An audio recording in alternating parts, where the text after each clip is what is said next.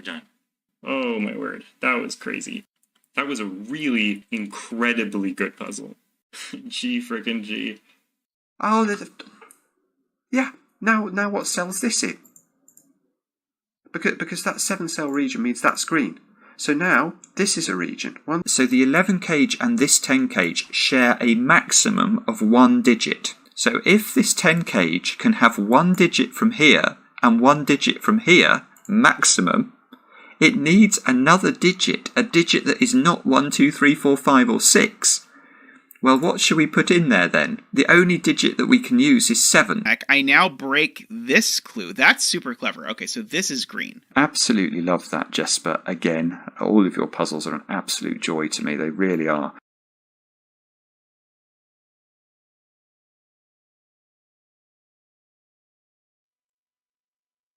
Hello, everyone. Good afternoon. Or good evening in the case of Jesper. How's everyone doing?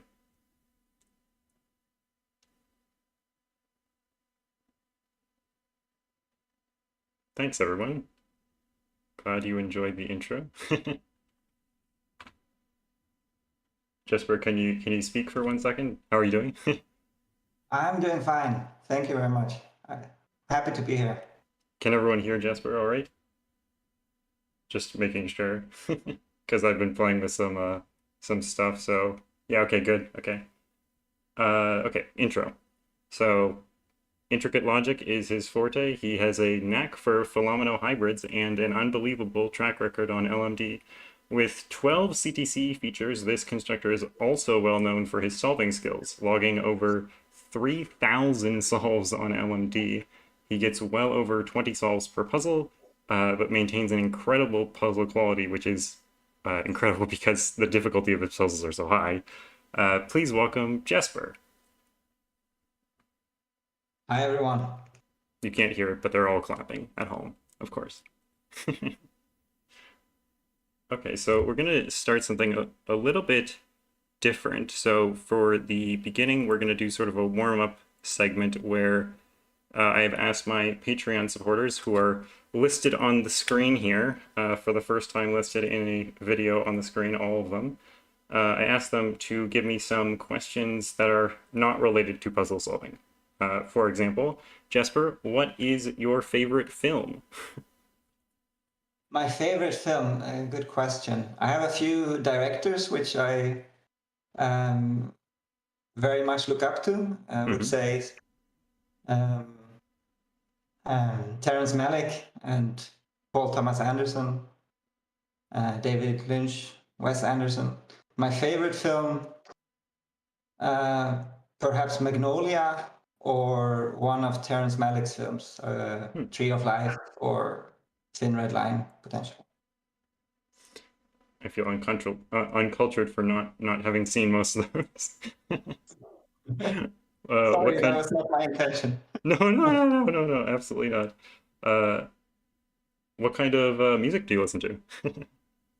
I listen to quite a wide range of music, but I would say more often than not, different kinds of electronic music or indie, or a mix of the two.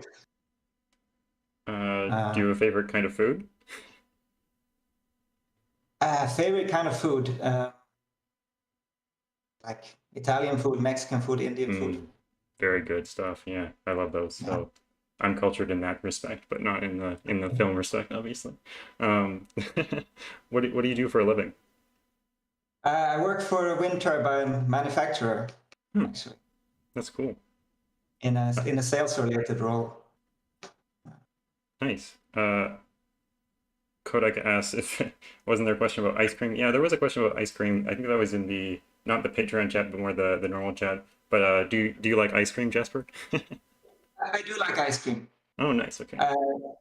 I don't eat it very often, but for example, when on vacation or something like this, if there's an Italian ice cream store, I'm all for it. Gelato is sublime, right? Yeah. Gelato from Italy is the best thing you'll ever eat. Do you have any hobbies or interests other than puzzling? Yeah, my main hobby outside of puzzling is rock climbing. I Nice. try to go to the climbing gym about 2 to 3 times per week, and one opportunity, maybe once per year, go on a climbing vacation. Nice. That's awesome. To be out. Yeah. Are you more of a indoorsy person or an outdoorsy person? Because that's sort of like the puzzling is sort of more kind of indoorsy, and then the rock climbing is outdoorsy. So I'm just wondering. Yeah, but you need some kind of balance, right? Balance, right? So it's good to have some indoor hobbies and some outdoor hobbies. Yeah, go and touch a tree every once in a while and stuff like that, you know. Yeah, I'm also very much into cross-country skiing. Yeah, that's great. But it's not something I can do a lot where I currently live. So. Where do you currently live? Or if you're comfortable saying that. No, I live in Hamburg, in Germany at the moment. So nice. But I'm originally from Sweden. Makes sense, yeah. How do you balance puzzling with other things in your life? Good question. It obviously takes quite a little bit of time, both setting and solving. But you reserve time for other things, and you do other things. And when it comes to solving, I'm quite good at multitasking. So I don't need 100% of my attention to solve puzzles. So I can easily watch the news or do something else at the same time. So nice. That way I save time. And finally, is there any, and this could be sort of puzzle related as well. I mean, it should be puzzle related. Is there any topic that you're like really hoping to talk about today? You don't have to like get into the details of it, but just generally. And no, I don't have any particular topics which I'm extremely passionate to talk about, but I'm quite happy to talk about all the different topics that have come up in some of the questions, or that you usually bring up in these kind of interviews. So okay, let's see where it leads. Where it takes us. Okay. Okay, so my usual first question, as most people know, is what was the first puzzle that you ever set? Yes. The first puzzle that I ever set, I think it was a thermal Sudoku. I'm not sure. I did not save it. It wasn't very good. Is it the one on LMD? No. That was not the first one. The first one I did not share with anyone. I was curious because I started watching CTC, and I was intrigued by puzzles. I solved a lot of puzzles, and I wanted to try setting something. So the first thing I set was, I think, a thermal Sudoku, and I set it. It was unique. It had a solved path, but I solved it, and it wasn't all that good, so I threw it away. How many puzzles did you sort of go and set before you actually ended up publishing something or showing someone else? I think I shared my second puzzle with some family members, if I recollect correctly, but I had no intention whatsoever of ever publishing puzzles or sending them to CTC, something like that. So that actually came a lot later, after I set what became my fourth puzzle on LMD, which is a thermal little killer. That's when I actually decided that I'm going to start an LMD account, and that I would try to kind of put a plan into place to get that puzzle on CTC. So I had set several puzzles before, and my idea was that if I wanted to get that one on CTC, I first had to get it on LMD, right, and to get it to a good rating and some good comments. And I thought, okay, I don't want to publish that one on LMD as the first puzzle because if it's quite hard and has a difficult break-in, and if I don't already have some sort of reputation for good quality, then you'll probably be overlooked. Right. So I published 3 other puzzles before that one. But as it happens, my first puzzle that I published on LMD then somehow at the time got a really good rating already. So it's since decreased a lot, the rating of that puzzle. But at the time it was really good. And I thought, okay, I might as well send this one to CTC just to try it. And then it got featured. So, Nice. But the reason why I started my LMD account and why I started sending things to CTC was because I wanted them to feature a thermal killer. Right. Because I thought that would somehow blow people's minds for whatever. From the way you're saying it, doesn't sound like you still think that it would blow people's minds, or Well, I think a lot of things have changed in the, I don't know, 2.5 years since then. So yeah. I think the kind of break-in that I used in that puzzle is not really something so unique anymore. There's lots of good puzzles with spectacular break-ins. Did you ever get that one featured? I think you did get that featured, didn't you? I did get that featured. Yes, it took a long time because I didn't dare to send it in. I sent in a lot of other stuff instead, which then maybe got featured. So at that point, did you already sort of think, yeah, this is not so special, or were you just too worried it was too difficult, or you had better things to send in? No, I guess I was afraid of sending it in and not having it featured. And with the other puzzles, I didn't care as much, so I had nothing to lose. But then at some point, I think they featured one of my puzzles, which I didn't send in. Yeah. And then I kind of decided, okay, now I'm going to take the chance and write in the comment on that video that I have another puzzle which I'm much more fond of, which I think would be much more suitable for the channel. So I did that, and the next day I sent it in, and Simon did it. So nice. How long were you watching CTC for before you decided, like, hey, I could do this too? Probably a couple of months, maybe 2 or 3 months. And so, what was the number on, like, how long did you spend just setting without publishing, like just setting and then sending it to your family or friends or whatever? Just curious. Yeah, I'm not sure. Maybe 2 months. 2 months, okay. Interesting.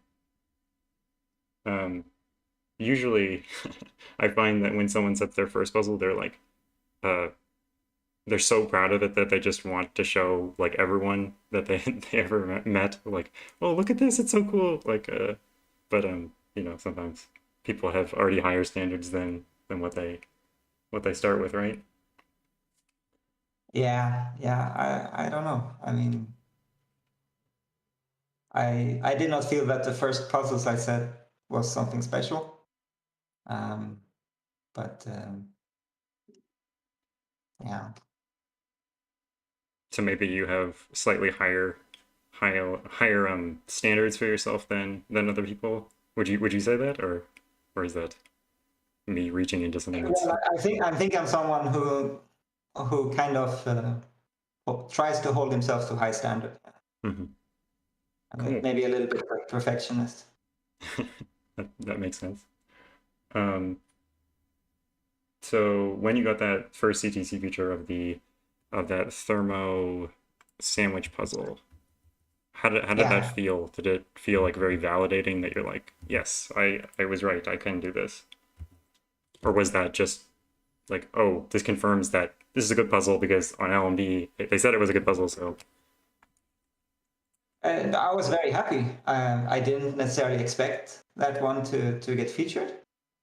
I think it's a decent puzzle, but I mean, I had no idea how many people actually send puzzles to them, and I would not have assumed it would be featured. I mean, it's also a little bit of a difficult wait. Was my experience after sending in a puzzle, because you know okay, you're not going to get any feedback whatsoever. Either it will show up at some point in one of your videos, or it will not. Yeah, definitely. But if it doesn't show up, you will have no idea if it was rejected by the testers, or if they tried to solve it but failed to do so. Broke it or something. Yeah. Or if they actually solved it but made the decision that it was too boring to be used in a video. That's so sad. I mean, it's all possible, right? So yeah, it's possible. Yeah. Yeah. Just the other day, I had sent an email to CTC to ask their permission to use the videos that we used in the intro, and I got a reply within like maybe 2 minutes of sending the email, and it was so weird to actually get like a reply from CTC. I was like, I had to like do a double take, like, oh, they replied. Oh, nice. Never got a reply before.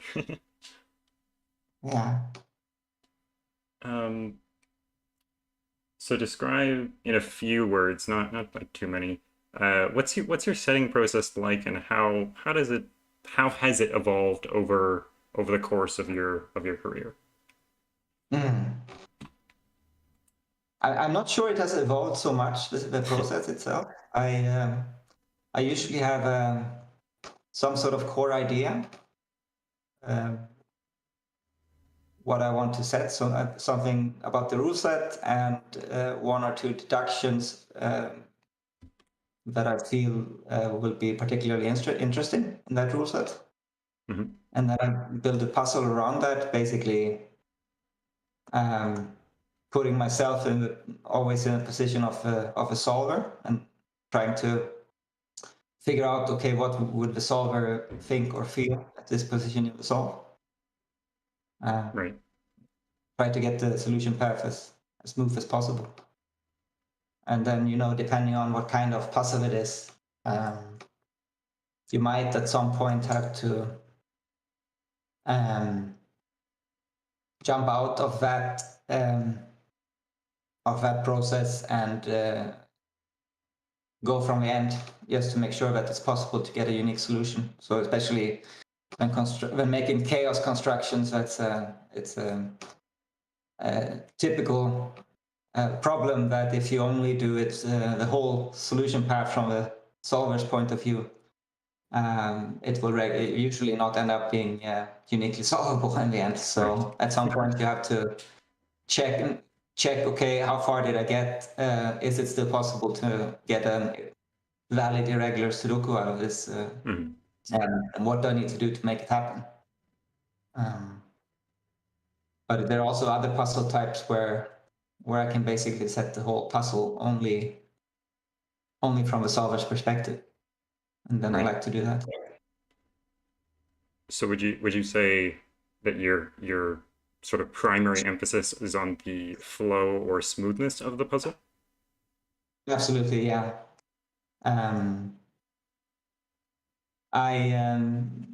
For me, the solution path and the smoothness and the flow is the number one priority. And I think there's definitely, there's nothing wrong with having a setup which is aesthetic or has some nice symmetry or whatever, but I think that's not the top priority for me. So the top priority is that the primary function of a puzzle is that should be enjoyable and rewarding to solve. Mm-hmm.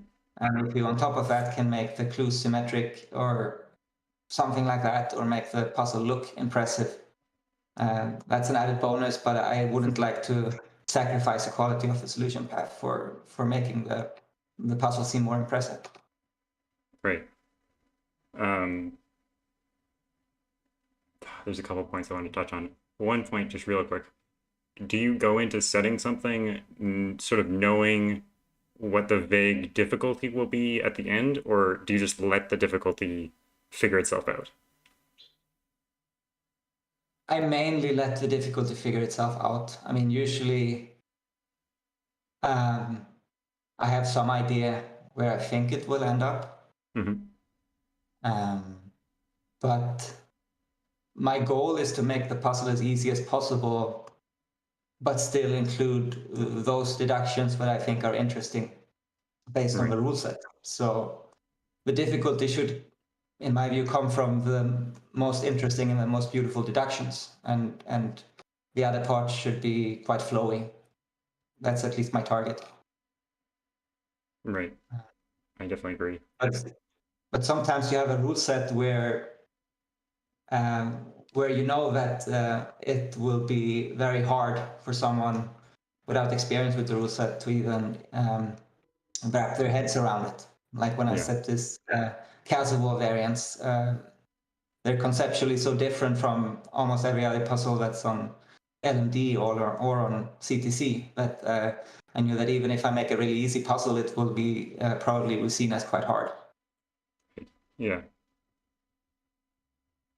It's actually an interesting point because last time we had Zetamath on here, and he said that he doesn't feel like his puzzles are that much more difficult, but it's the fact that people who are solving them are normally solving things that they're used to, not novel rule sets, so everything feels more difficult because they have to derive everything from scratch. I would agree. I mean, I would agree with that sentiment. Yeah, it's a very interesting conception. Concept, I guess. Conception. I mean, in the end, difficulty is also very much subjective. Indeed, yeah. And both in terms of what is more difficult and what is less difficult, but maybe especially on where the scale is in general.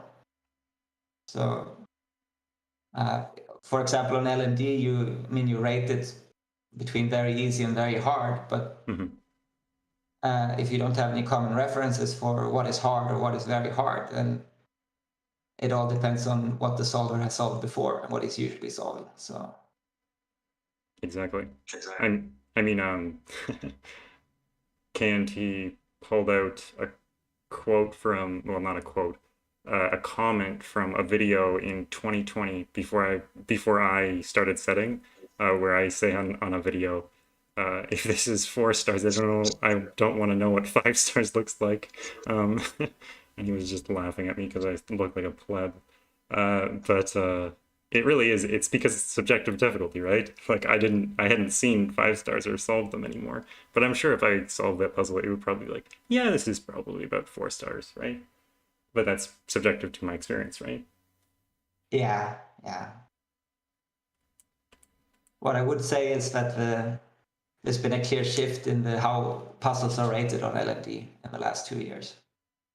That a lot more puzzles now get rated 5 stars that a couple of years ago would definitely not have been rated 5 stars. Definitely. It's interesting. I think that has to do with it. Sorry, go ahead. I think that has to do with the inflow with a lot of newer solvers. Definitely. It's interesting that you phrase it that way because I think a lot of people would, from the community of newer solvers, would actually phrase it like the other way. Puzzles are like getting harder. More people are rating them 5 stars because they're getting harder. But it's actually that like there was hard puzzles before, but now sort of the bar has sort of been leveled out, I guess. So it's harder to, yeah. And it's weird because there's so many different experience levels of solvers. So what is hard is not an easy bin anymore. Anyways, let's get, okay. Speaking of difficulty and how we could maybe make something a little bit more easy for someone who'd never seen the rule set, what's the importance to you of an example puzzle? Because I know a lot of your rule sets have example puzzles. I think the number one importance is just to illustrate the rule set in a visual way and not force the solver to actually carefully read every word of the rules in order to understand the rules. So I think it makes the puzzle somewhat more accessible, especially if the rule set text is a little bit longer. That the solver can, take one look at the example and maybe instantly grasp what it's about, then read the rules text anyway. But I think you get more solvers if you also have a visual Yes. a visual illustration of a rule set. And in some cases, I mean, the example puzzle is also a real puzzle that I recommend the solver to try first, which can provide some insights for solving the main puzzle. And if that's the case, I normally provide a Kempa link for example as well. How long does it... Well, actually, first of all, are all your example puzzles like completely uniquely solvable and actual puzzles within themselves, or are there some that are like, well, this isn't really uniquely solvable. Well, maybe it's uniquely solvable, but it's really, really hard. But I just want to provide an example of what the rule sets look like. Is there anything like that, or are they all complete puzzles within themselves? If I write that it's an example puzzle, then it's a real puzzle that you can solve with logic and uniquely solvable. So Okay. I think one recent puzzle, I did not have an example puzzle, but I have a sort of a graphical illustration of the rule set, but then I also made that quite clear. And how long does it take you to make an example puzzle, like comparatively to the actual puzzle? Oh, much quicker. I would say I maybe spend 1 hour to make an example puzzle. How long do you spend to take the real puzzle, or to make the real puzzle? Oh, it varies enormously. Sometimes you're really lucky, and use. I mean, if I'm lucky, I would say I set the puzzle itself in 2 or 3 hours. And it just happens to be that the ending is smooth and resolves uniquely immediately. And other times it could be fighting for hour after hour after hour to somehow make it work at the end, and maybe you even discard it.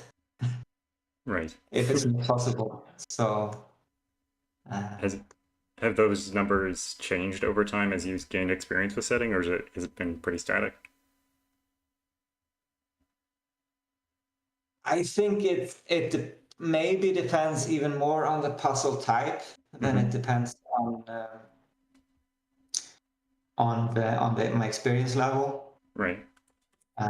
So it's difficult to see a trend that I would discard less ideas now than in the past. Right. Thought I had one more question. Sorry, go ahead.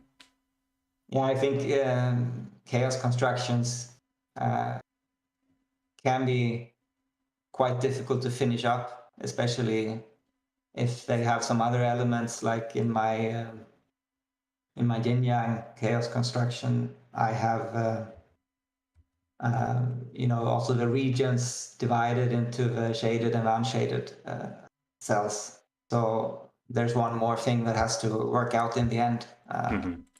It makes it particularly challenging. And I was working on a similar chaos construction for based on a battleships pencil puzzle hybrid, and that one I simply did not get to working. It was some really nice logic, but did not work out. Cool. Imperial made one with Battleship. That was pretty cool, but it was more of a deconstruction, I think. Okay. I'm sure you've seen it at some point. Yeah. One of the thousands,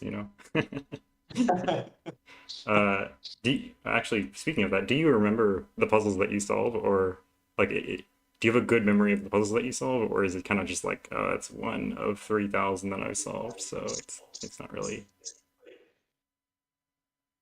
I think it probably depends on how much I was struggling with the puzzle. Mm-hmm. I would say if there was a puzzle I solved a year ago and I breezed through it, I will probably not have a lot of recollection Right. of that puzzle. But if it was a puzzle which I was had to fight a lot to solve, then I would probably remember at least the basics. Right. Oh, right. I was going to ask one more question. Well, not really ask a question, but uh, say something about the example puzzles. When I solved no, your latest puzzle. I can't even remember the name now. You probably remember the name. The country road phenomenon? Yes, the country road phenomenon. I solved that just well today and yesterday, and I solved the example yesterday, and the example took me 40 minutes to solve. Do you feel like it's worth solving the example before getting into the actual puzzle for most of your puzzles, or is it like it might take too long to solve that? Well, if you're not experienced with the rule set at all, or will it just take way too long to solve the actual puzzle if you don't have any experience with any experience? Good question. I mean, I think there are some basic implications of that rule set that you have to maybe understand to make progress either in the example puzzle or in the main puzzle. And my theory would be that you were faster in the main puzzle by having done the example puzzle already because you figured out some of the basics.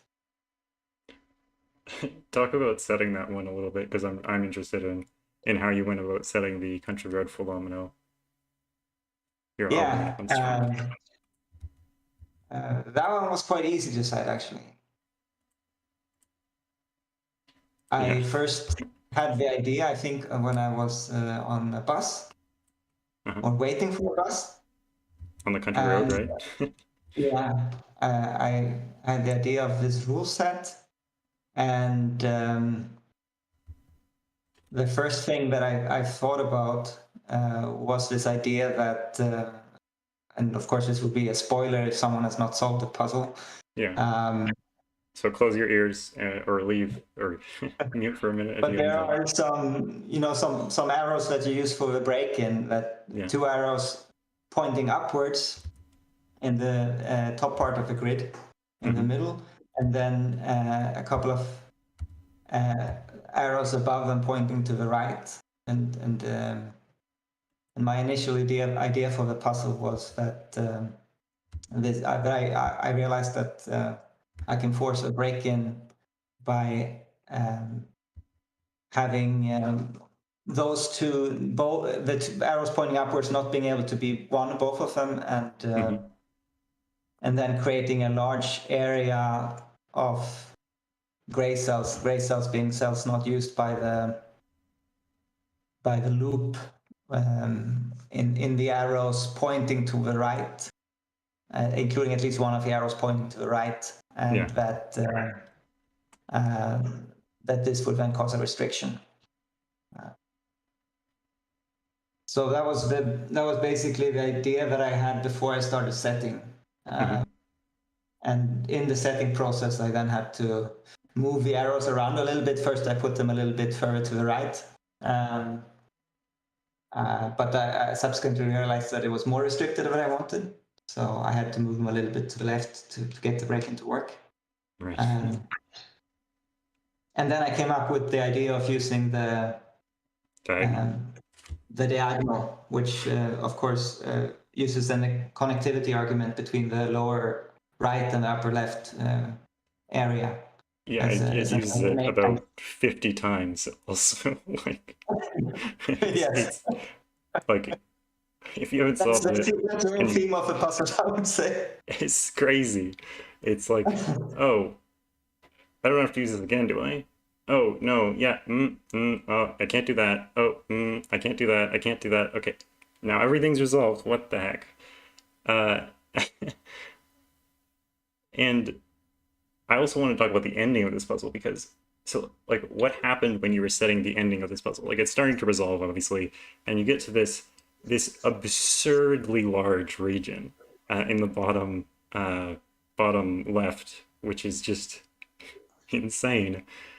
Like how I solved it, and I don't even know how that resolves uniquely because it like I can see how it works, like it fits together, and it triggered the solution.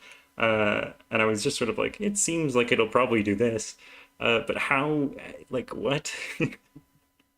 I think you're referring to the point in the solve where you figured out basically everything on the right side, Yeah. and you're So left with a 5 clue, yes, this. and and um, and the large region and an unknown gray area, which is at least 6. Yes, And exactly. the main argument here, and of course it requires that you study the rules carefully, but Mhm. every region needs to have at least one cell on the loop because the loop needs to pass every region. Right. So that means that the big area, which as of now only has unused cells, it needs to have one cell on the loop.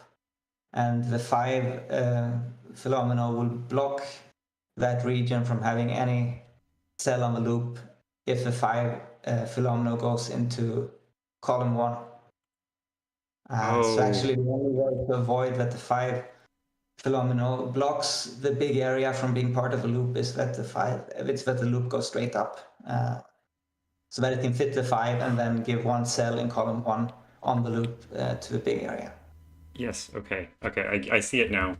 See, the issue with this entire puzzle, for me at least, was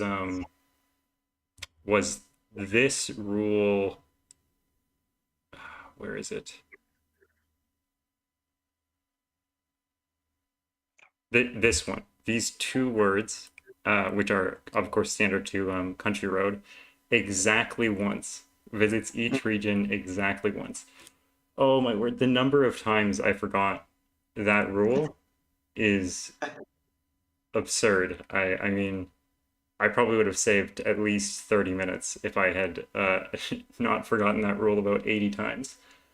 Uh, so that kind of brings me to when you're making these hybrids, which are awesome, by the way.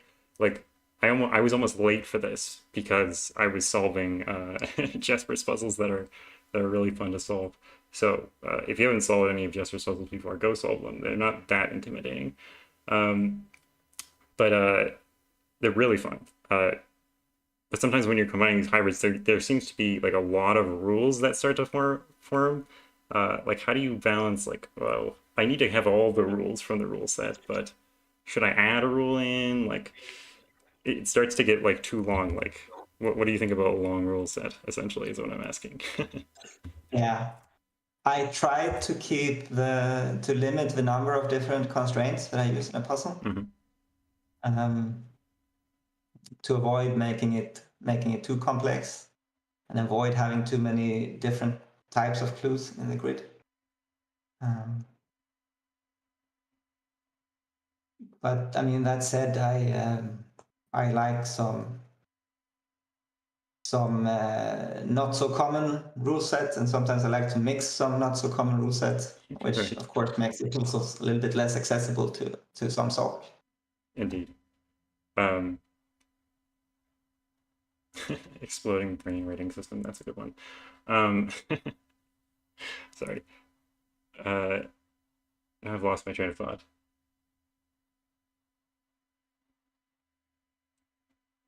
Oh yeah, I was gonna ask, just to make me feel a little bit better, is there any puzzle where when you were setting it, you kept forgetting part of the rules? Or when you were test solving it, maybe? I don't think so. No? It Oh, doesn't okay. come to mind. Great. Did I forget my own rules? Yeah, exactly. Uh, Not that I forget the rules. I mean, it can be that Yeah, I failed to spot something, of course, right, okay. which should have been obvious. but that I keep on setting, and then in the end I realize, okay, I could have spotted a long time ago that that this is not going to work out. That is actually already broken. Yeah, that's fair. I that's definitely happened to me a few times. That will definitely raise the threshold for throwing the puzzle out for me. Like, I haven't noticed that this has been broken for 2 hours. Great, I just want to throw this puzzle in the garbage now. Yeah.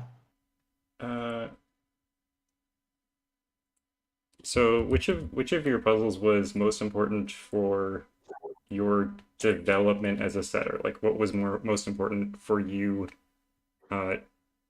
Like, if you hadn't set this puzzle, then you wouldn't be the same setter you were today. Yeah, I think probably I would go for my cave phenomenon, number one.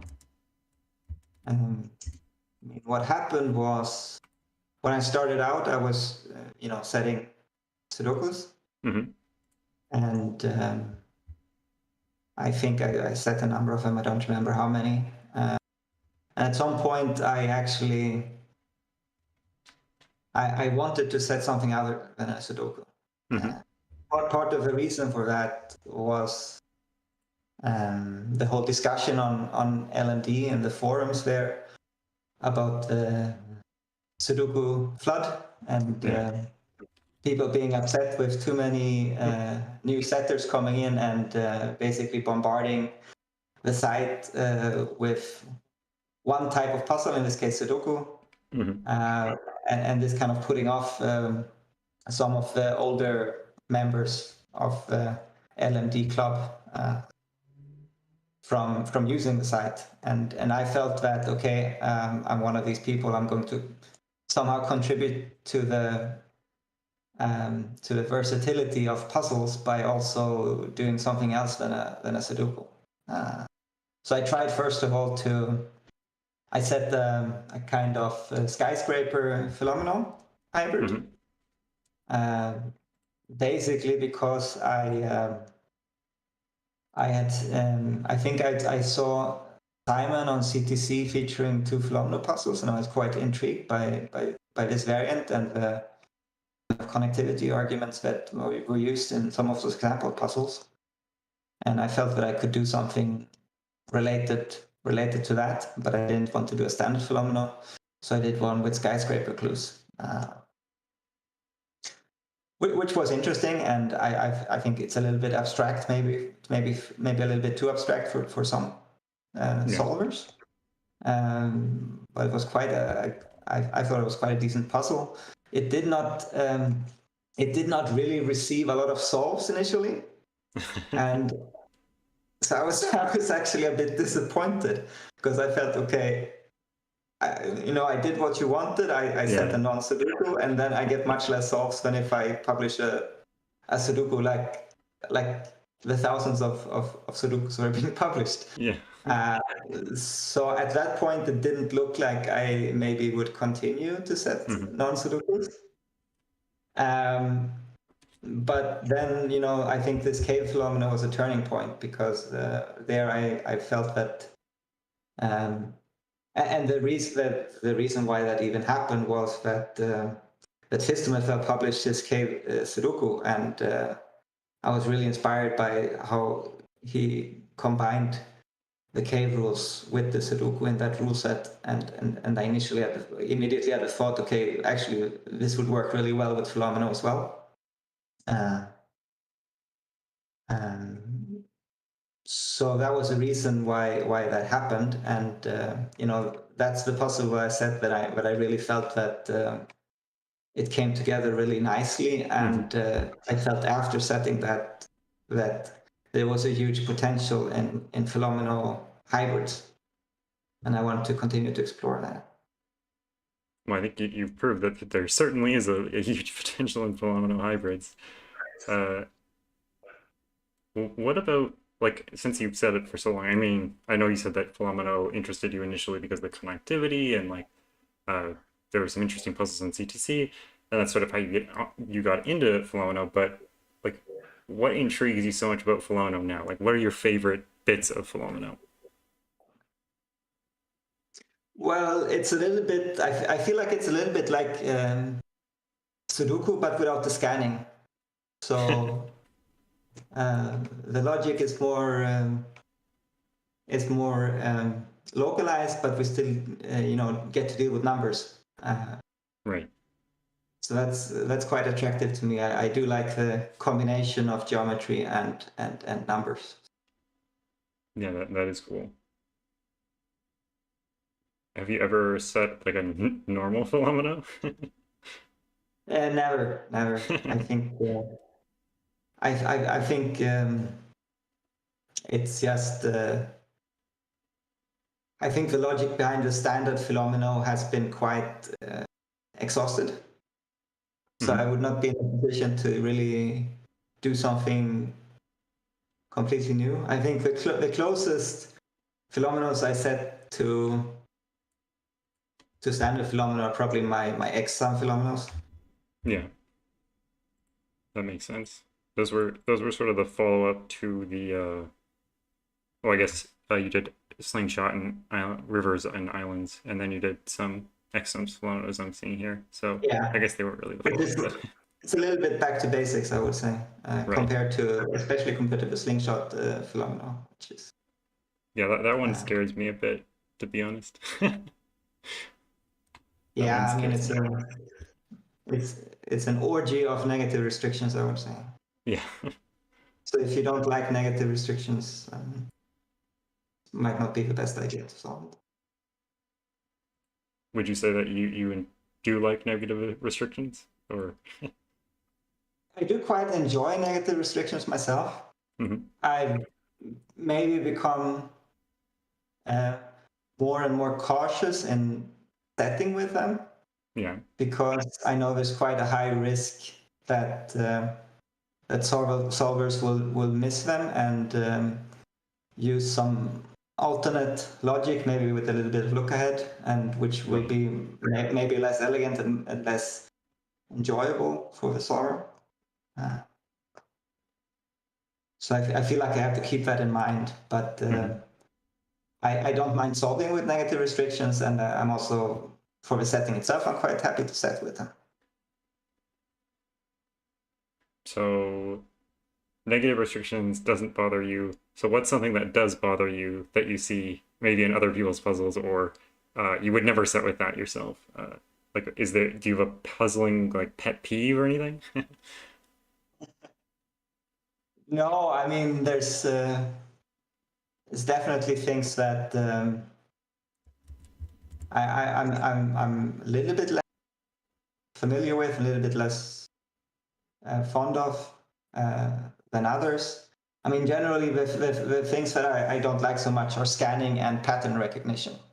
Right. So I guess that's also why I avoid really highly standardized rule sets, because then it really boils down to those things.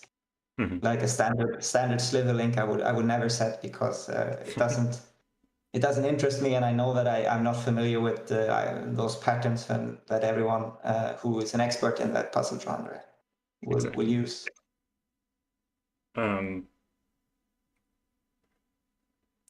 So I'm looking at my question sheet, and it says, how often do you go looking for puzzles to solve? Well, obviously quite often, right?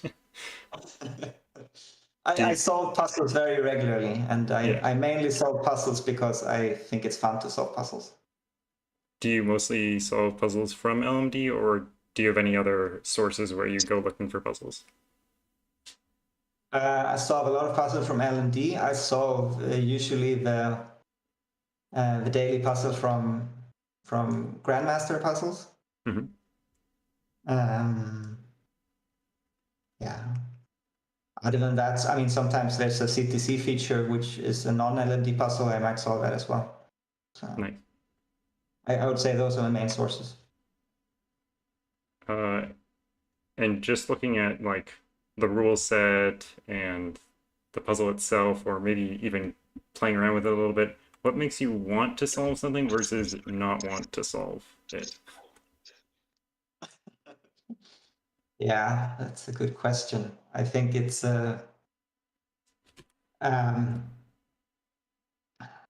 the concept for a puzzle, the constraints definitely play a big role in it. Mm-hmm. The length of the rule set description also plays a role. So sometimes you're in a mood to go through something very complex, and you don't mind to read 4 paragraphs of rules. But other times, I want to somehow relax and solve something which I can grasp quickly. Yeah.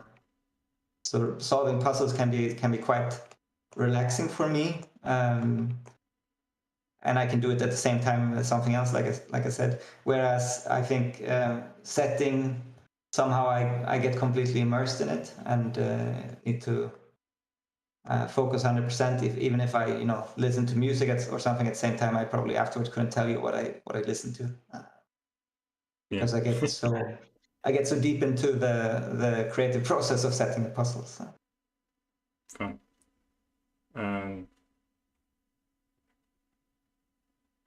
Oh, this is a fun question in response to that. Do you find more enjoyment from you might have to put in your headset actually. I'm getting a little bit of feedback. All right. If you have it nearby. I know we talked about that. I can do that.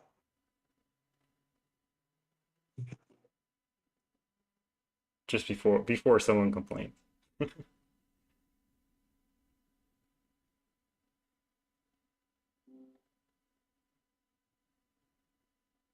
right. Can you hear me? Yeah, I can hear you. Chat, can you still hear him?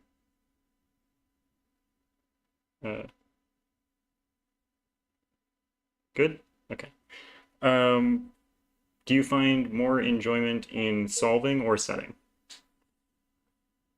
I find great enjoyment in both. I think the enjoyment is a little bit different. So for solving, the reward is more immediate, and for setting, it comes later when you actually are able to completely finish the puzzle. Potentially even when you get some feedback from solvers and you get confirmed that the puzzle actually brought enjoyment to some people, and that it might mean something to them. So that's an interesting thing that you bring up. Other people. My next question is: would you set puzzles if no one would solve them? I mean, the thing is, there are many phases to puzzle setting, right? So I could imagine that I would still get an urge that I come up with some logic and I get the urge to try it out and see how that works, if it works, and set some deductions. I'm not sure that I would go through the sort of painful process of finishing the puzzle, making sure it's unique, extensive testing and tweaking. If no one was going to solve it, probably not. Fair enough. That's a good answer. Okay, we'll combine two of these questions. So first of all, where do your ideas come from, and then how do you craft a rule set with an idea that you come up with?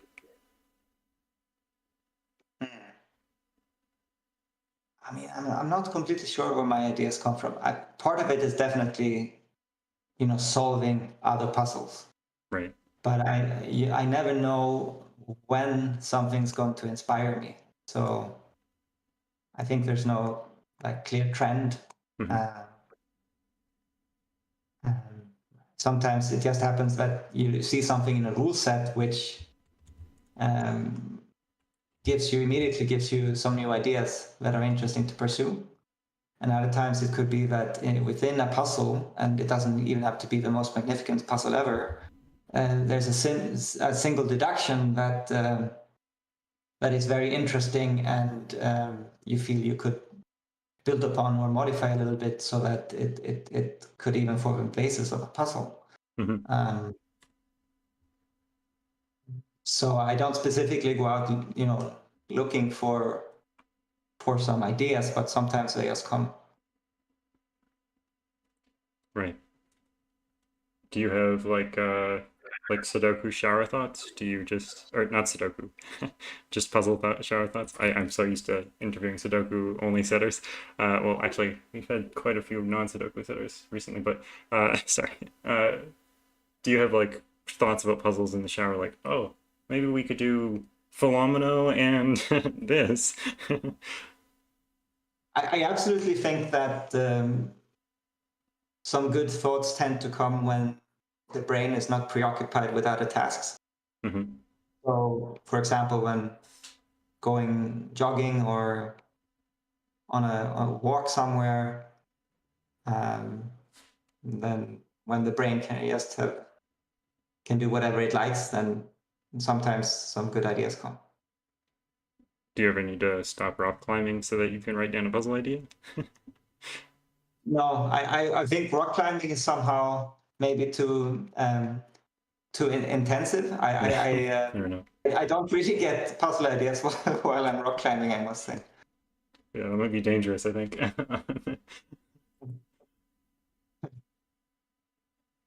So speaking so far, at least.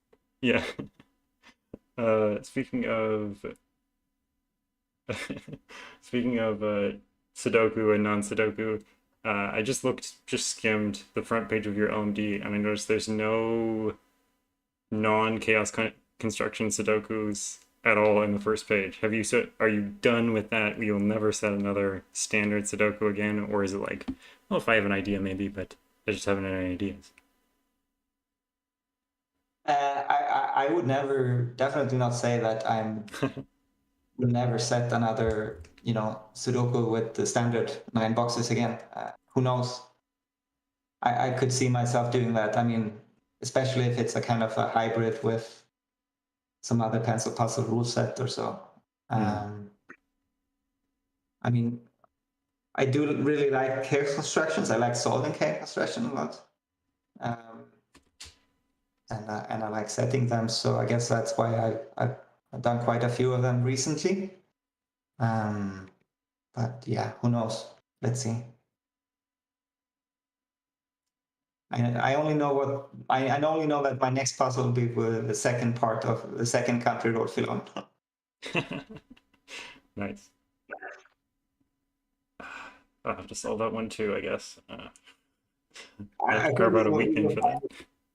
Sorry? Potentially easier after you're done. Nice. Yeah, potentially easier after I've done the other one, yeah.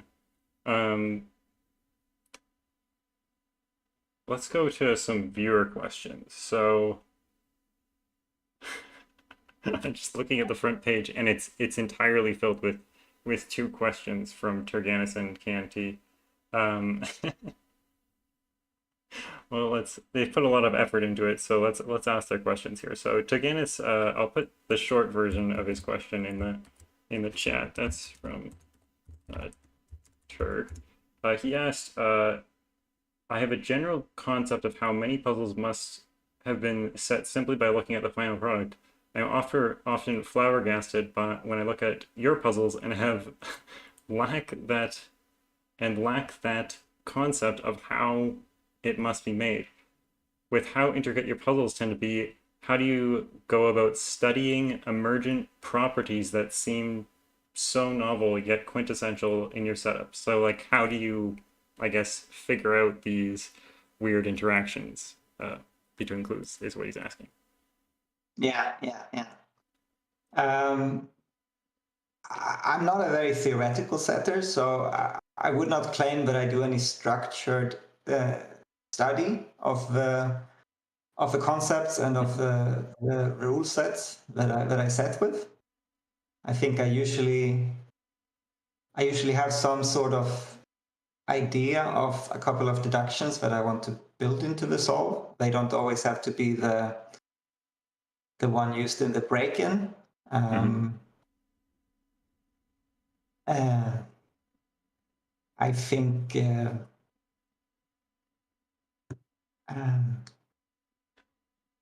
I mean, I'm not sure if the puzzles that specifically that Turganis is referring to, if those are puzzles that he has solved or not. I would think it would probably be easier to see how they were made if you had solved them than if you have not solved them.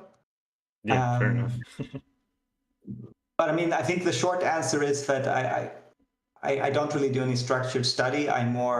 I have some core ideas that I want in, and then I sit down and I play with it and I try to learn. And often I come up with new, maybe even cooler deductions within that concept that I had and that rule set that I had while I'm in the setting process.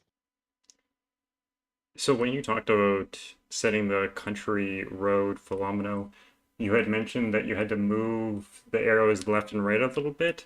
How do you sort of get the intuition that something is not going to work out?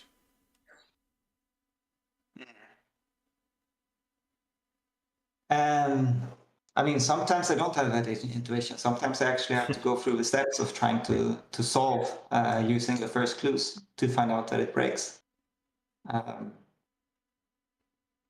And obviously, in the example of the country road phenomenon, it was this the whole case with the loop having to go into the top row on the right side of the grid to avoid a huge area of a single region which would not be visited by the loop, which is very, very restrictive, which is something that I, in this case, did not visualize when I was waiting for the bus, but only realized when I actually looked at the grid. Right. All right. Well, KNT also had sort of an essay of a question. The short version was, how do you find such perfect multiple use strong clues that don't overly determine or dominate, sorry, the solve path? I can't read apparently, so that's great. And the long version, okay, let me see if I can sort of summarize it.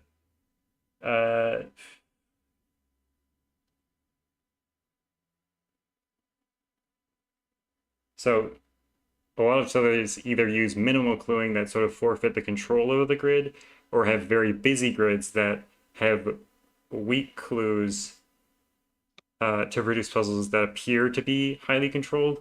But what stands out to KNT is how you manage to set minimally, yet have so much intricate control over the path. He said an example of this is CW Delta 2.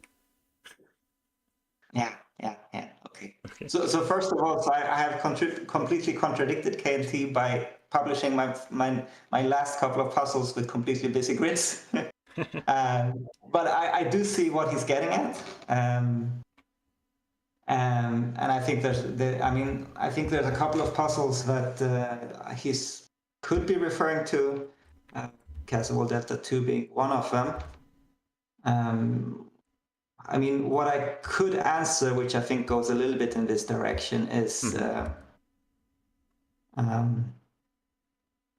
maintaining an awareness of why the things you put into the grid, the clues, why they are there.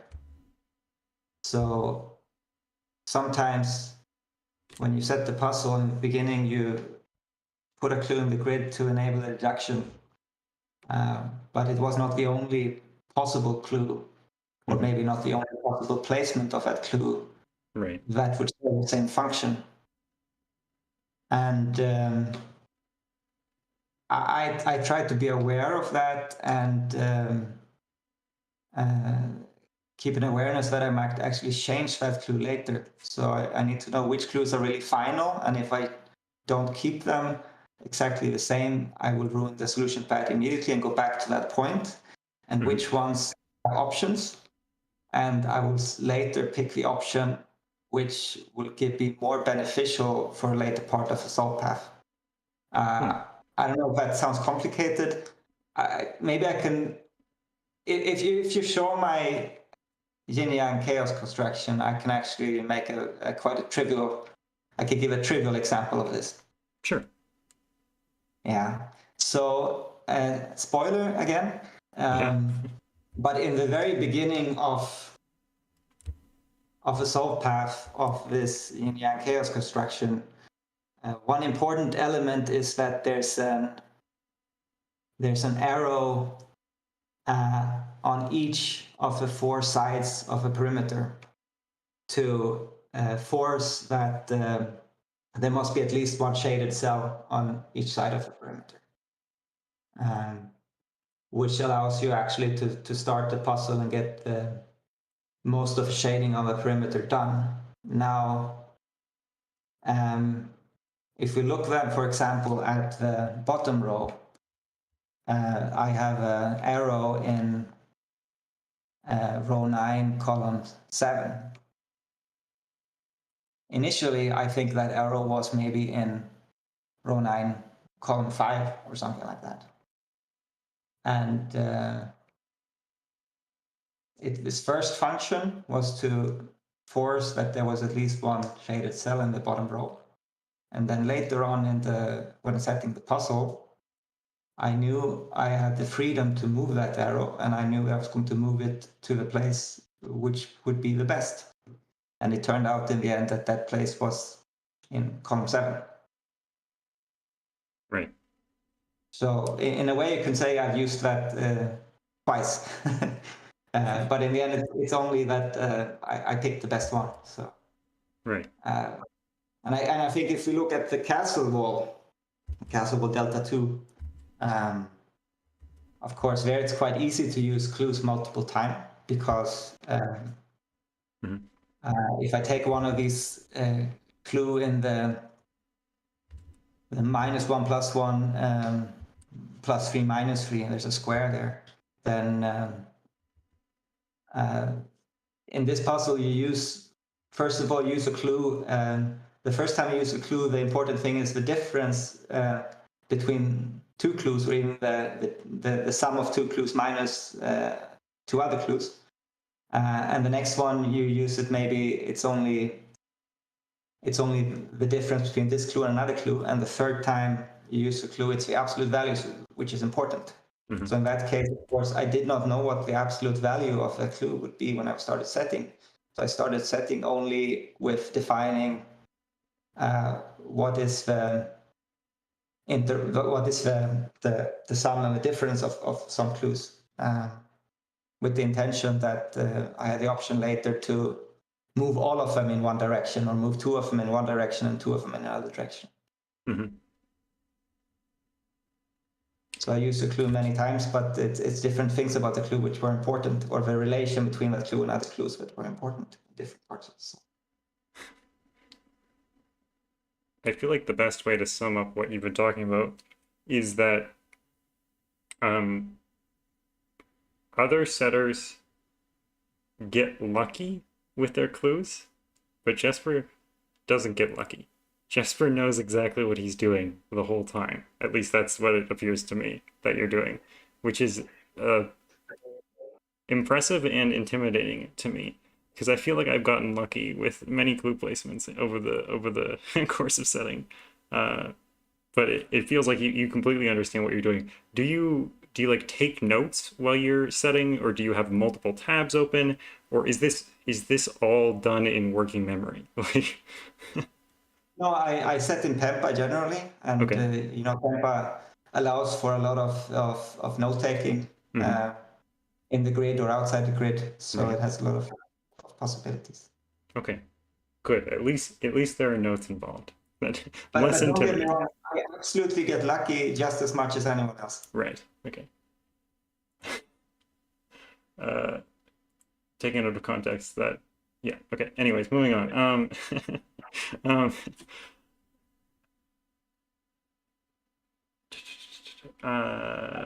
We already answered that one.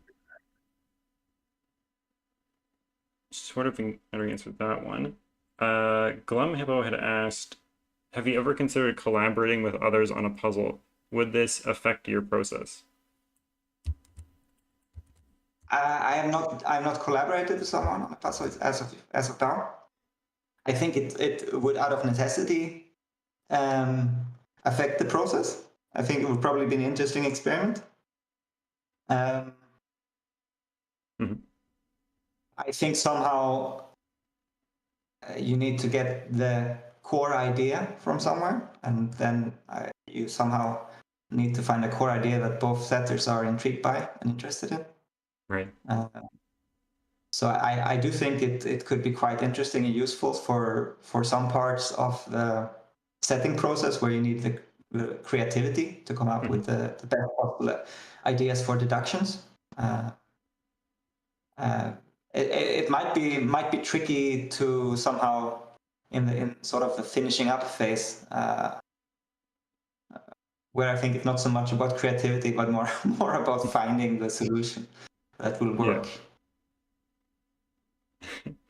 It's a very interesting experience, because usually at the end of a puzzle, if it won't resolve, you're sort of pulling your hair out trying to get it to resolve. It's a very interesting experience to pull your hair out with someone else. Like, you're both like, I don't know what to do here. It won't finish.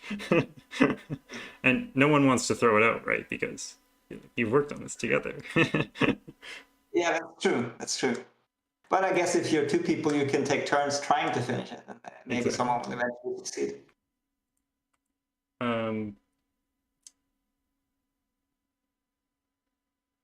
Vebi had asked, is there a reason you keep your favorite puzzles list on LMD empty? I think the main reason is that I wasn't really aware of a favorites list when I started solving puzzles. Okay. And I am aware of it now, and I actually find it a good thing. I kind of regret not documenting the puzzles which I was especially fond of that I solved. But I feel it's an insurmountable obstacle to go back through the puzzles that I have solved and actually correctly identify all the ones that ought to be on my favorites list. Right.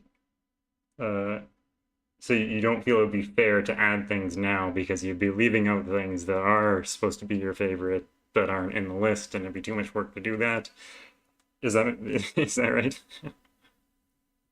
It goes in that direction, at least. Yeah. I mean, I'm not saying that I'm absolutely not going to start a favorites list. I might still decide, to get on with it and do it, but I think at least it's a reason why I haven't done it so far. Polar said she tried recently, and it's literally impossible. Yeah. Jovial had asked, do you feel as if yours and Magnus's, which is your brother, of course, for people who don't know, approaches to puzzles are similar or fundamentally different? With this, how frequently do you two communicate about each other's work? I do imagine that our approaches are quite similar. I mean, we're identical twin brothers, so we somehow share some sort of genetics, and we have a lot of common interests and hobbies and things like that. Right. And I think we tend to like the same type of puzzles. I started maybe a year or so before him, I would say, but other than that, yeah. We do communicate. Yeah, sorry, go ahead. We do communicate about the puzzles mainly in the testing phase. So he tests all of my puzzles and I test all of his puzzles. And then we also, give a lot of feedback. But we not so much during the creative process itself, I would say.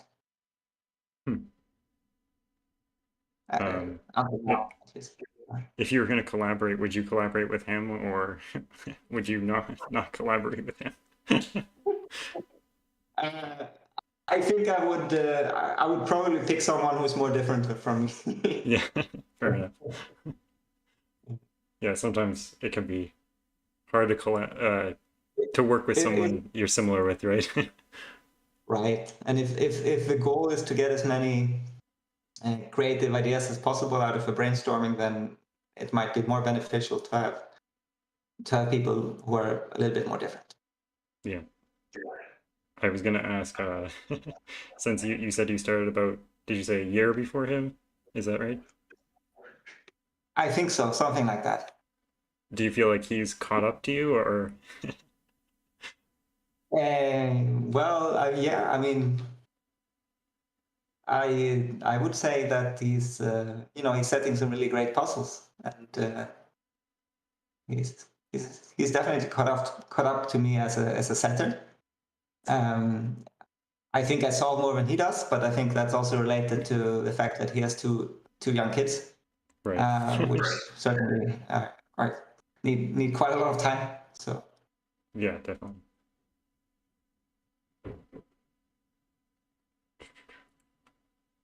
Is there? So we talked about.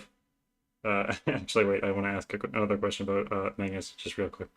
Do you feel like he almost got sort of a leg up because you already had so much experience, so you could sort of help him get his place in puzzle setting, or did you not help him very much at the beginning?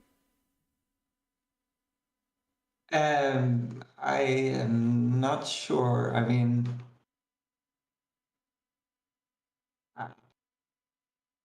I know that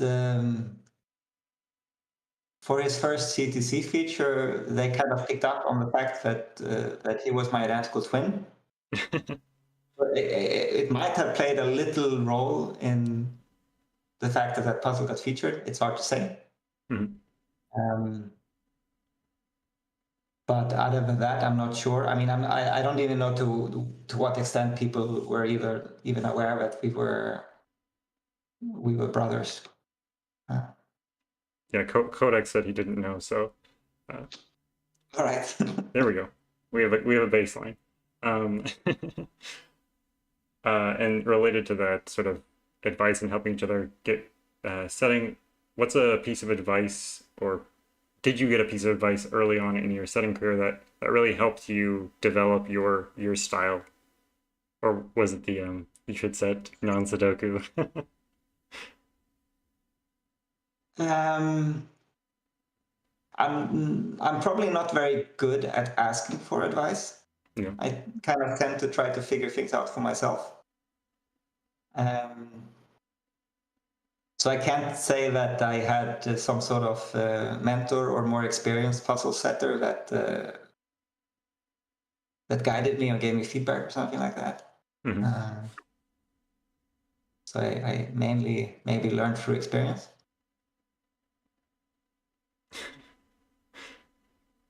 Sorry, Kodak, for calling you a baseline. I'm not sure how that's insulting, but uh, is there any piece of advice that you hear other people giving to newer setters, or that you have heard that you disagree with?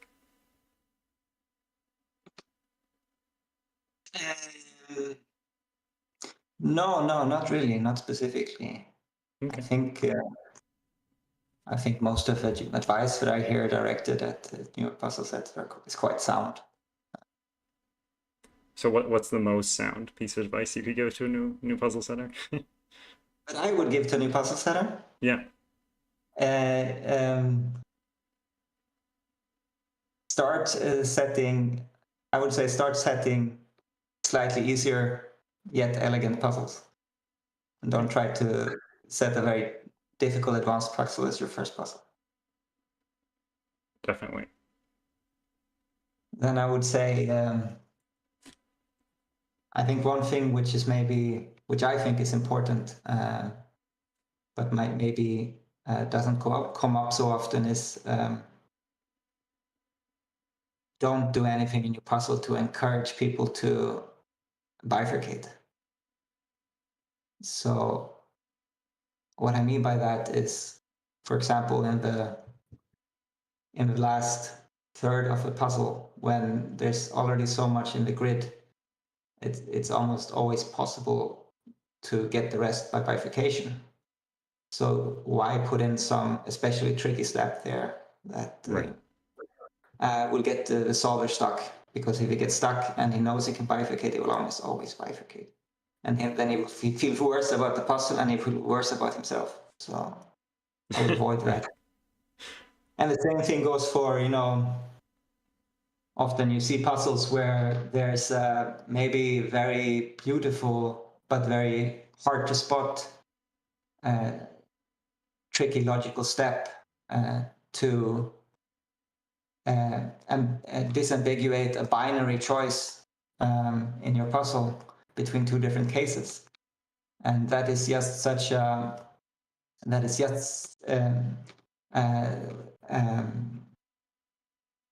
such an encouragement for bifurcation that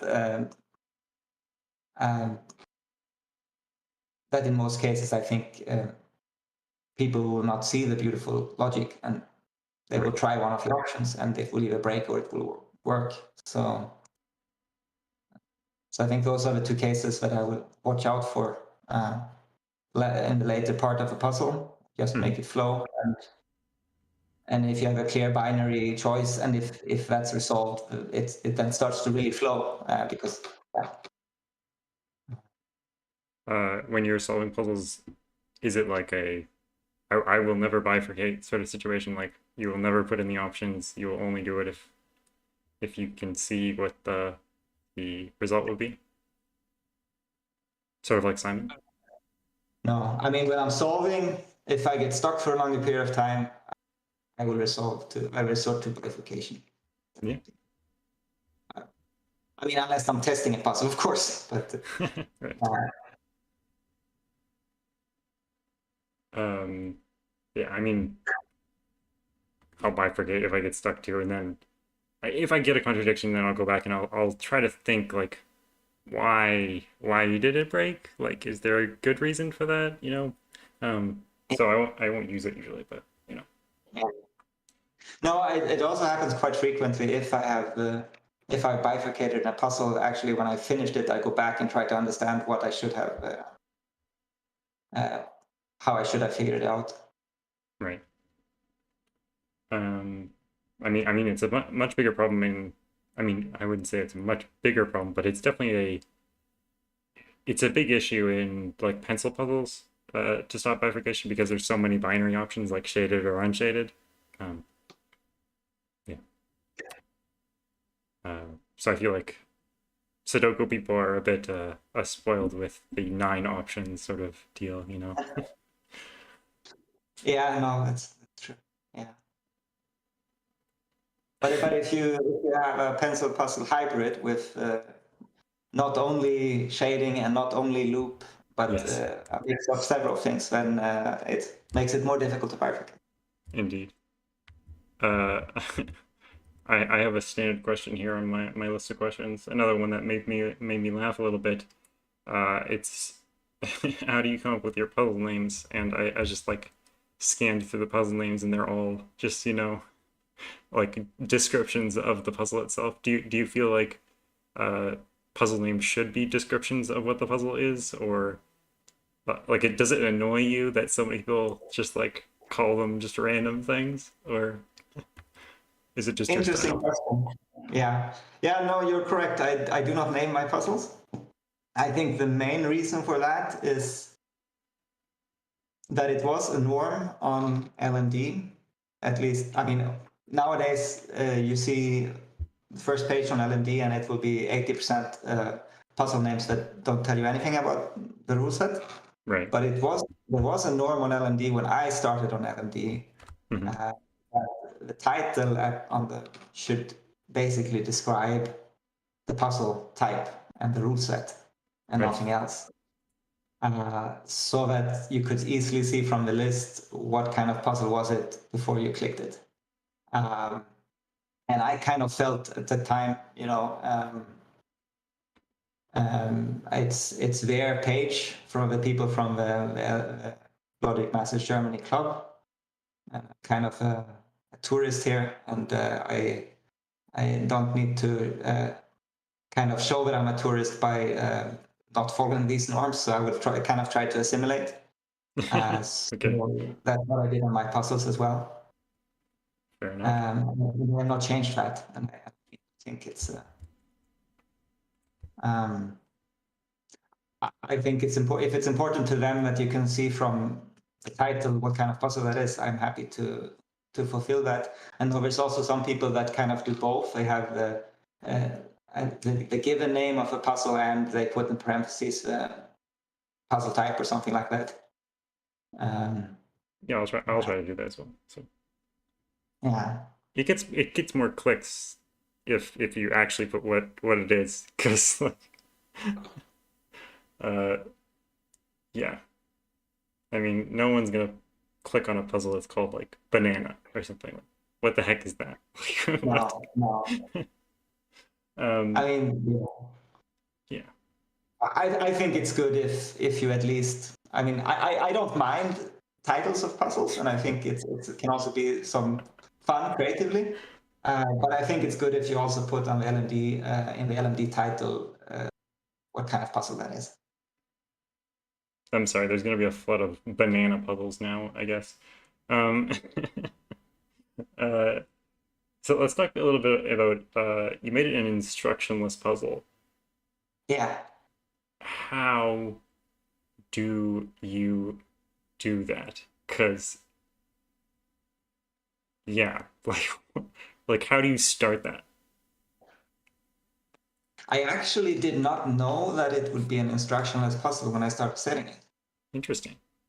I set it as a standard puzzle, and when I finished, I realized that it had potential to be an instructionless because the rule set is quite similar to the standard variant that it's based on, with some variation that I thought it was fair to expect the solver to be able to figure out with a good example puzzle.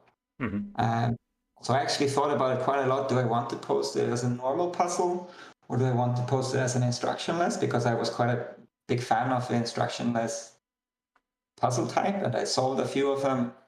And I have to say, it also played a role, but I really wasn't so keen on writing the German instructions to the rule set.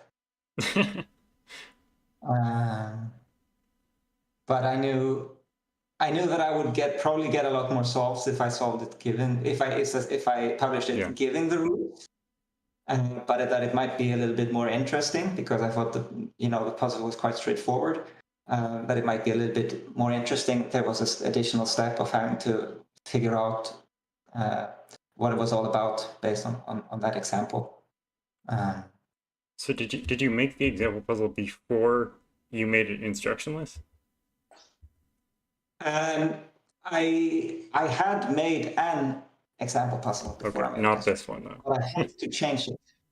Okay. I had to change it because it did not adequately provide the feedback to the solver that was required.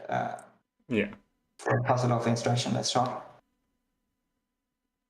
I mean, if you had made it before, then I would know that you get lucky sometimes because, like, that puzzle the example puzzle is perfect for the instructionless. Like, I did it just before the stream. I haven't finished the actual puzzle, even though people in the comments are saying it's super easy, which I don't know. It doesn't seem easy to me. But anyways, so if you don't know what the rule set is, just pause the video, figure it out, and then meet us back here or mute or something because we're about to reveal what the rule set is. And it's sort of just like you look at it for a really long time and then it just sort of clicks that the arrows point at the number of shaded cells that their Philomeno belongs to. I knew it had to be something to do with Philomeno because it's a Jesper puzzle. So I was looking for Philomeno things.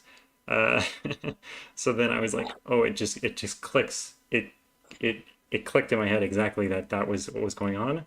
And of course, there's also like the shaded cells all need to be connected.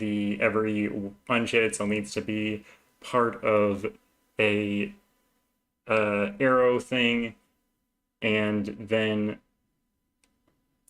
I wasn't sure because I didn't see any 2x2s in the example, so I was like, maybe there's a no 2x2 rule, but maybe there isn't, but I'm not sure. And then something beautiful happens in the example puzzle.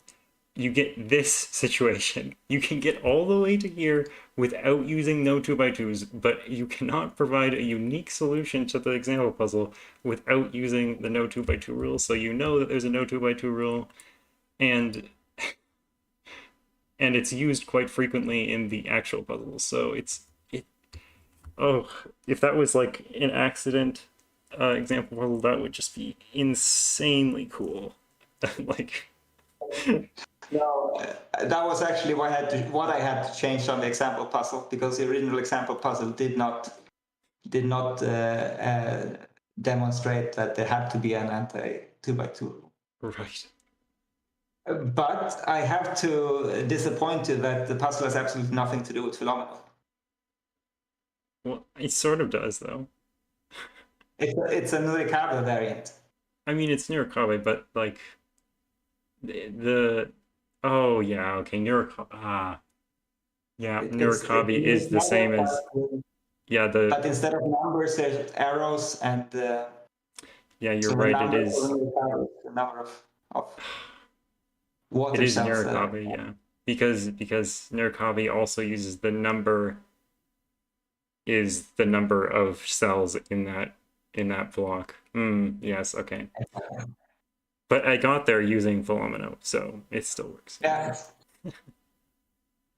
I was like, these are shapes which look like Philomeno. I think something's going on here with the number of cells. So, But it's interesting that thought got you to the right idea. Yeah. And I mean, for solving instructionless, my number one advice would always be, the first step is to try to identify the basic puzzle type that you think the puzzle is based on. Because if you can do that, then it's normally quite manageable to figure out the rules. Mm-hmm. Is this the first time you ever set an instructionless, or like tried to set an instructionless puzzle? Yes, it is. And at what point were you like, this could be instructionless? Like, because I've never even had thought like, well, making a puzzle with instructions, like, oh, this could be instructionless. Like, I just would never have that thought. Probably part of the reason was that there had recently been an instructionless competition on L&D. Right. So there were also some leftover puzzles being published, and so at the moment people were solving a lot of instructionless. So I thought, okay, maybe they would be interested in solving one more, and I thought it would add another interesting layer to the puzzle. I know sometimes the solution code sort of plays into like describing the variant or something like that.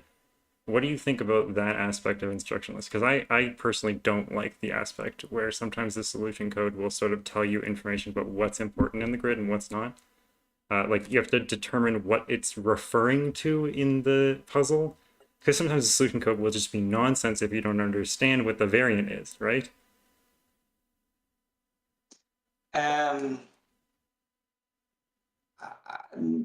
No, I mean, I think in some cases it's quite straightforward to see the logic behind the solution code. So I think in my case, you absolutely do not have to figure out the rule set to see that the numbers in the solution codes represent the blocks of shaded and unshaded, right? Yeah. So it can be different. It's actually absolutely can be the case that if you base the instructionless on a standard variant and then use the exact same type of solution code, which is always used for that variant, that will provide a hint for people who are used to solving that variant on LMD.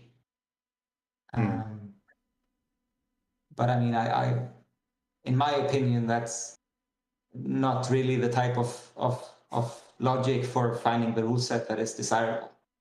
Right. That's sort of the pattern recognition, which you said you didn't like. Yeah, yeah. Yeah, I guess I don't like that either. um, Jovial asked a really interesting question that I love to get your answer to. Do you view yourself as a puzzle type specialist or sort of an all-around puzzler?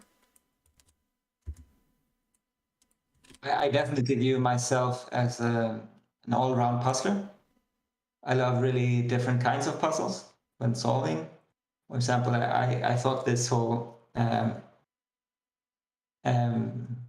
calendar of success on LMD, where you every day and during December kind of have to solve a different puzzle type, and then at the end they all play together and give you information for a huge loop puzzle that you can finish if you manage to solve all the other puzzles. I thought that was absolutely fantastic. Mm-hmm. And taught me some puzzle types that I didn't know before. So I think that was like 1.5 years, almost 2 years ago maybe. But that's highly recommended if you're an all-round puzzler. And maybe I'm more specialized as a setter than I am as a solver, I would say. But I think it's maybe because you tend to set puzzles with based on types which you're more familiar with and with you have more experience with. Mm-hmm.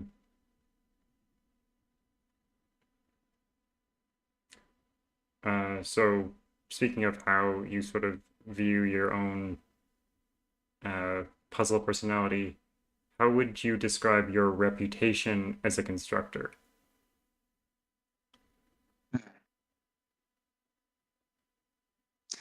Um,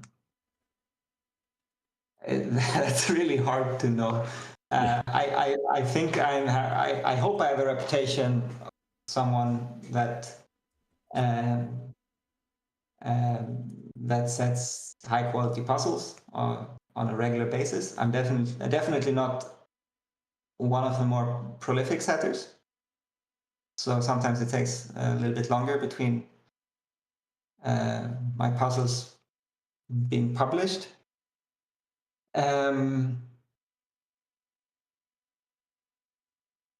As far as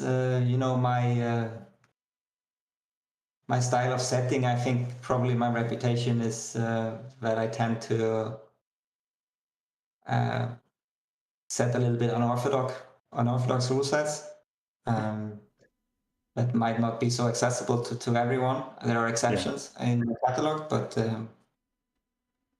I tend not to. I mean, in the end, I set for fun. Nobody's Yeah. paying me to set. So I set those things that interest me, and I kind of also don't. I don't set in order to have a good chance of being on C2C or something like that. Will not compromise on which type of puzzles I set to be featured more often. Yeah. I think your puzzles and puzzles like yours would be the least sort of feature bait, as I think Turgenis called it, feature bait type puzzles. Because like either they're really hard and they would take a really long time to do in the video, or they're sort of just like kind of, as you say, like abnormal. So it might not be. It would maybe be put off to some other audience. So it's not really a feature bait kind of rule set. So speaking of your reputation and your style of setting, what is the most Jesper-like puzzle that you've made? Like what puzzle encapsulates the essence of your style? Yeah, that's a good question.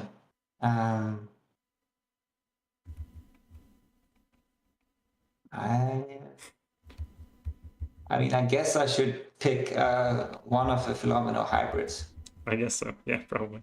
And which one is the most typical of my style? I mean, it's not my favorite for sure, but maybe I would pick something like the Rivers and Islands Philomeno. So that which is a Nurikabe Philomeno hybrid. I think that one pretty much has my fingerprint on it.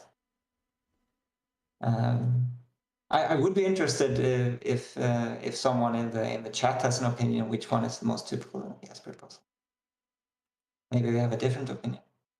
Maybe. What about the rivers and islands one like stands out to you as sort of like, this is my style? Like, is it the solve path, or is it just sort of like the type of rule set? It's both. I would say the solve path, the rule set, and also the solve path. It's a quite, in my opinion, varied solve path with quite a lot of different type of logic involved. Polar says that Castle Wall Delta #2 is iconic. I'm happy to hear that. I mean, I think for sure Castle Wall Delta 2 is, in terms of my puzzles, the one I'm most proud of, and I think it's the biggest accomplishment to set the puzzle. Mm-hmm. Obviously, it's very, very different from most of the things I've said, and also from most of the other things on LMD, which I think is maybe why it's for me is more important, because in 10 years there will be 1,000 great quality chaos constructions similar to my own, but I think it will still only be one Castle Wall Delta 2. Uses very different logic from what you normally see in puzzles. Both Canty and Naverio mentioned the chaos construction position sums. Polar. All right, that's nice. Yeah, I like that one. And Kodak asks a very interesting question. How do you decide how big a puzzle will be, like 10 by 10 or whatever? Yeah. Sometimes I pick something arbitrarily. Obviously, with like something like a chaos construction or a Sudoku, it's pretty much normally given. When it comes to logic puzzles, I might go for at least maybe originally 10 by 10, and then I might try a little bit bigger one. Sometimes one of my puzzles, the cave Nurikabe hybrid, has a completely non-rectangular grid, so that one's a little bit special. But there have also been cases where I have adjusted the grid size during the setting process, because I realized that I can apply some more interesting logic if I make if I add an additional column or something. Yeah, I mean, in when you have that freedom, you might as well use it, right? Definitely. In the pre-recorded video that I posted actually just this Wednesday, I'll put a card in the stream if anyone wants to watch it. I set ring for the first time ever. I never solved ring before, so I set that, and it wasn't working out the way I wanted it to. Like, I got too crowded too fast, so I was like, I'm just gonna add 2 more columns or 2 more rows. And then I was watching back in editing, and I was like, doing something in the setting process, and I had added something and it broke, or it didn't break. It wasn't unique. So then I was like, I can't use that. But then I realized, oh, if I added another row there, it would just work like perfectly. So then I turned on the camera and I explained that I saw that when I was editing, and like, it's definitely okay to change the size of your grid while you're in the middle of setting. Like, it's actually really interesting to do so, because you're just like, oh, if I just add a couple more rows here, then we actually get some much more interesting logic here. So yeah, it's cool. You can't do that in Sudoku. Absolutely, yeah. But I like to always give the size of my grid in these cases as part of the title, because I want to save the solver the effort of actually counting. Yeah, I especially actually some argument based on the number of cells or something like that. yeah, when I was doing the country road, I was like, oh, how big is this? Oh, it's 10 by 10. Thank you, Jesper. Thank you for telling me that, so I don't have to count. So yeah, it doesn't go unappreciated. Veppy had asked a kind of interesting question, and it would probably be interesting because you've been using LMD for so long, it's your sort of primary thing to use. What additional features or improvements, if any, would your ideal puzzle platform have compared to LMD? So like if you could improve something in LMD, what would you do? Yeah. Wow, that's something that we could talk a long time about, I think. Yeah. I mean, I think most people agree that the rating system on LMD is not working very well at the moment. Yeah.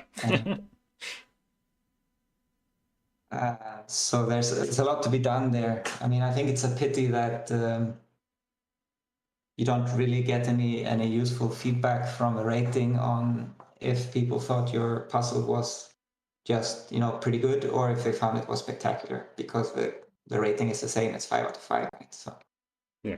So somehow it has developed into a situation where the standard rating is 5 out of 5, and then anything else is kind of like a punch in the face, which I think it's not very good.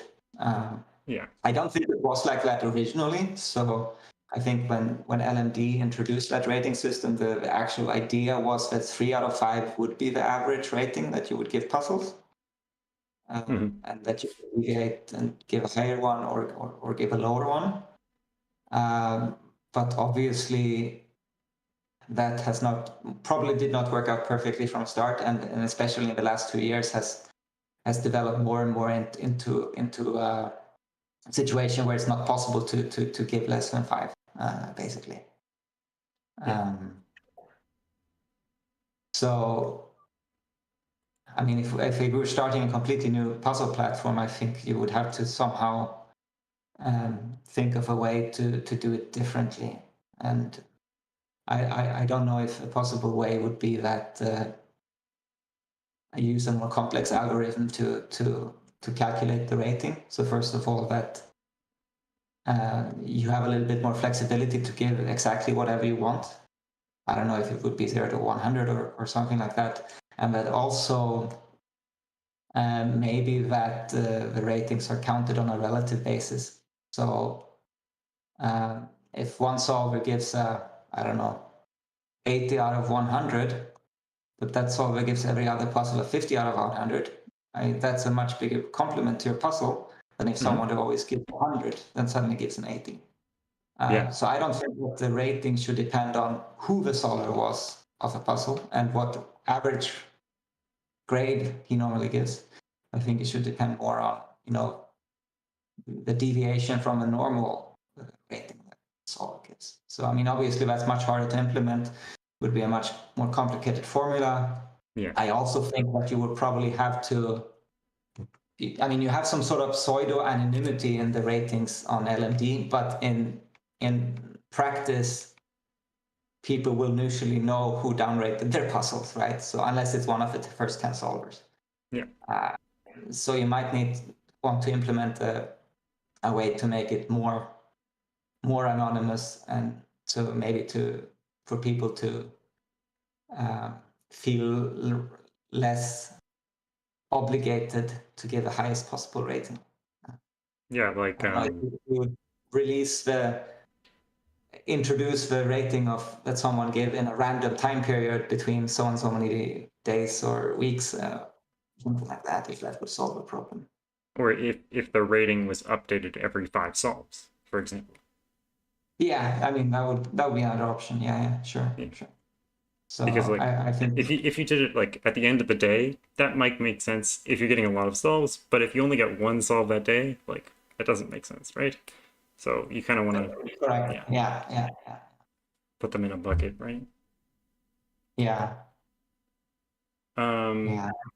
I mean, the yeah, other thing we is could go on for a long time about this. what else would I improve? If I mean, I'm not going to get into the difficulty because I think it's also completely broken. But We already talked about it a bit, yeah. yeah. But what I want to mention as well as answer to that question is, Mhm. I think it would be possible to introduce some more solving based top lists than they do on LMD to encourage solving more. So LMD only has this one top 100 list where you see kind Right. of lifetime number of puzzles solved, regardless of difficulty, Right. whatever. And I mean, that's not very motivating for people who are quite new, that they should start solving a lot of puzzles because they will anyway not feature on that list. So I think it would be really interesting and it might be beneficial in motivating people to solve more. If you had some sort of monthly list, top lists of a number of solved puzzles, maybe weighted according to difficulty or something like that. Yeah.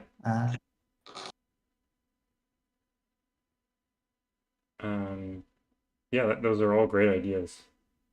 Hopefully LMD's listening. Even if you're listening, I don't think. Yeah. Okay. Yeah, it doesn't matter. It was just a joke.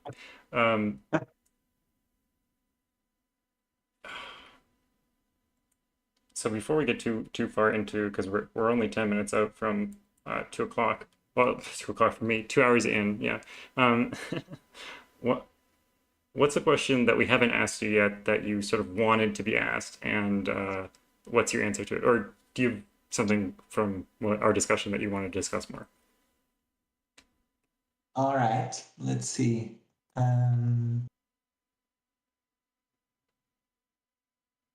I mean, we did not.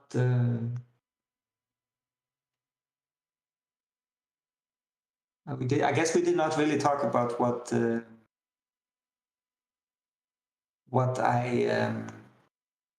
like in a solved puzzle and Sure. what I try to sort of recreate in my own puzzles. I think I basically think that puzzles are more interesting where you don't know where the puzzle is going. So I'm not really into puzzles where you kind of know from the start approximately how things will end up, and you just need to prove it and figure out some details. So I try to somehow also when I set puzzles to defy the expectations of a solver, so that things happen that are maybe unexpected. And some people write in the comments then that I set a lot of traps, but I don't really think of them as traps. I think of them more that I want to surprise the solver. I don't want him to fall into the trap and break the puzzle. Right. Which, of course, they also won't if they just use clean logic. Yeah. But that's what I find enjoyable when solving puzzles, and I try to also somehow manage that when I set puzzles. Cool. That's a great answer to that question I didn't ask you. We haven't asked this question, which is a fun question. Well, fun for me at least. What's your biggest puzzling regret? Is there any puzzle you'd like to redo or take back? I don't really believe in regrets, I would say. I mean, I think I definitely posted puzzles that I would never post today. And I also absolutely posted puzzles that could have been better than they were. But I think somehow the puzzles that I made and that I published have contributed to the development that I have had, and I wouldn't say that I regret any of them, but sometimes you learn things from what you consider mistakes, right? So if I take, for example, a puzzle which maybe did not work out, it were not maybe received completely the way I wanted it, I would say my pentagonal star battle as an example. So this is a kind of a hybrid where you first need to solve a pentagonus, and then you use the resulting regions from a pentagonus as the base of a star battle puzzle, where the pentagonals of a certain type then together form one virtual region for the star battle. And the way I set this is I wanted, first of all, the difficult part was getting even a star, having a grid which would have a nice and unique solve path as a star battle based on that concept. And Right. I struggled quite hard, and the main logic that I wanted to implement was that there's an imbalance between the left side and the right side of the grid, that some pentagonal types were almost only on one side, and others were very widely distributed. And that could, if you used that imbalance, you could infer that you could actually there could actually not be any stars in really a big part of the grid on the left side. But what happened was, and I should also mention then that I managed to set that, and I was really happy. And then I set in 1 or 2 hours a pentagonus introduction to that by adding these lines, so I would get exactly the grid that I know would work from a star battle point of view. And of course, using the logic that the solver had to figure out that each pentagonal would have to be included in the grid at least once in order for the star battle to work. But what I was a bit disappointed about was that when I got the comments about this puzzle, it seemed that first of all, a lot of people didn't spot the intended logic from the star battle part, and maybe did some bifurcation instead and managed to do it. And there were several people who said that I especially enjoyed the pentagonus, which to me, was kind of an introduction to the puzzle, Right. And not the real thing, which made me feel like the real part of the puzzle was somehow a failure. I think there was also someone who were really disappointed that because the pentagonus was so much easier than a star battle, that it flowed very well, and then just hit the wall and wasn't able to solve it at all when he got to the star battle. So I think I learned some things from that. So first of all, that star battle is inherently very vulnerable for bifurcation, and setting any kind of star battle puzzle that requires some complex logic, there's a high risk that people will bypass it and maybe not enjoy it so much. And I think the second thing is should always watch out for setting a puzzle where the first half is a lot easier than the second half. I think it's better to do it the opposite, because there will be a lot of people who maybe start the puzzle and then have the expectation that the difficulty level will remain constant. Yeah. And then come to a point where maybe they don't have the experience and the skills yet to be able to finish the puzzle, and that's extremely unsatisfactory. So I think it's better if anything, the first half is more difficult.